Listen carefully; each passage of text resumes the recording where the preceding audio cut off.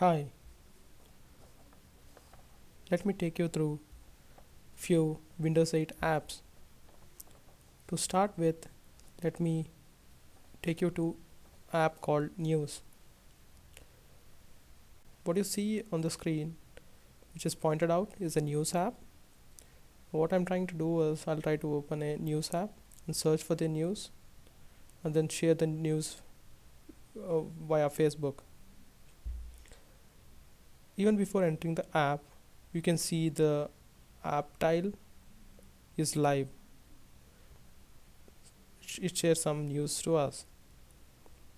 So let me go and open the app and we can go through the news.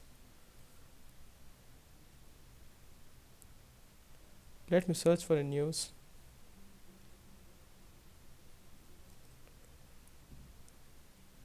I'm trying to open a app charm onto the right side. You see a couple of contracts onto the right. One of them is search. I try to search a news. Try to search for Walmart.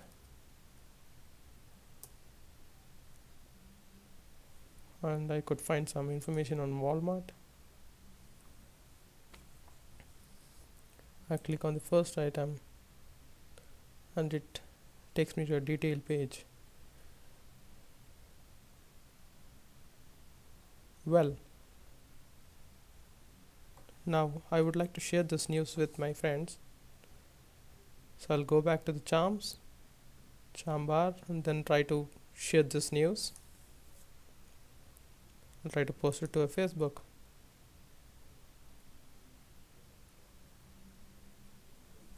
Let me change an image of this news. Well, you can send it and it gets posted onto Facebook. So this is a feature with Windows 8 apps where you can connect between apps. Right now I'm trying to connect from news app to a people app.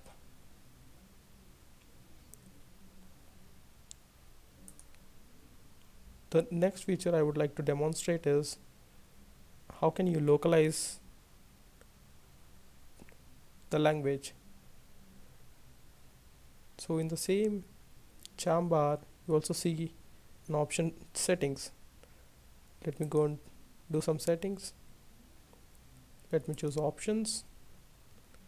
I can very well change the language. So if I choose Chinese, the text would basically display in Chinese.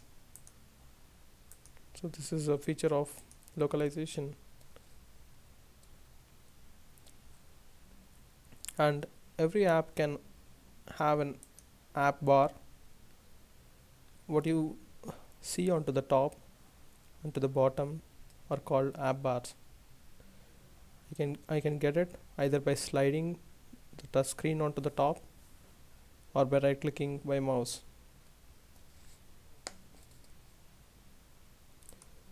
Say if I have to see the news regularly on Walmart, what I can do is I can right click and then say pin to start. It'll ask, do you want to pin to the start menu? Yes, pin to start. Then if I go back to start, I can see a live tile which is being added to the start. Let me rearrange it. Let me move it to my important stuff. Well, this is now added, and this is called secondary tile, where from the app you can try to add tiles into the start screen.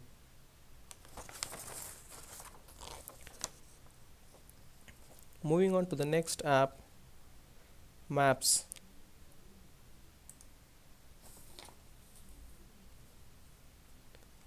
I'm trying to open an app called Maps, and then I'll like to search for a location of my choice and find the route to that location from my current location, and then probably would share the route to my friend. So Maps as a feature of showing my current location.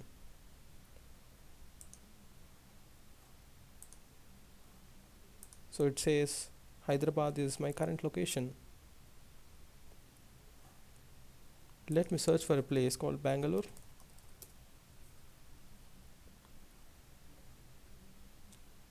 Well, I found it. Now what I would like to do is find directions from my location to Bangalore. Well, it gives me the locations, then the route map to that locations. So what if I have to share this with my friend?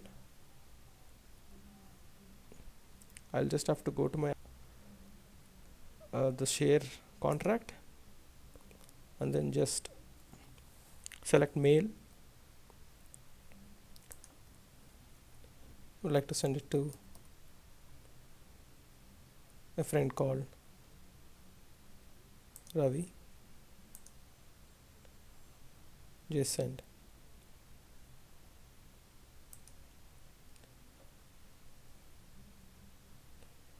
Now the next thing I would like to do is print the map or the route for myself, just for my reference.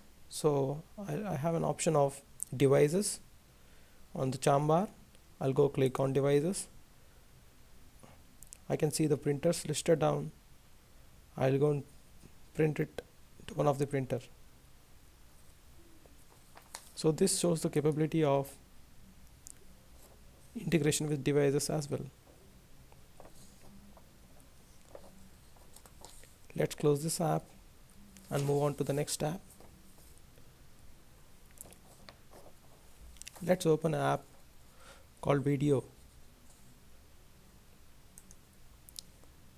So basically what I'll try to do now is open a video from a different app called SkyDrive, and then move the video into a snap view and probably later into a background mode and see what happens. So firstly let me open a video open file. You can see different options listed here. I can pick a file from computer, from a network, and also from different apps. So let me go ahead and choose SkyDrive. From SkyDrive, let me go to videos and then try playing one of the video.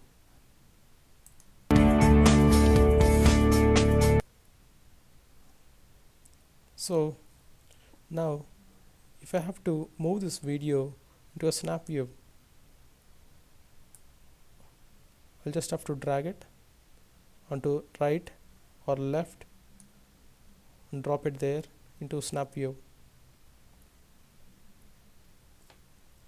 So the video gets rearranged, properly scaled into the snap view.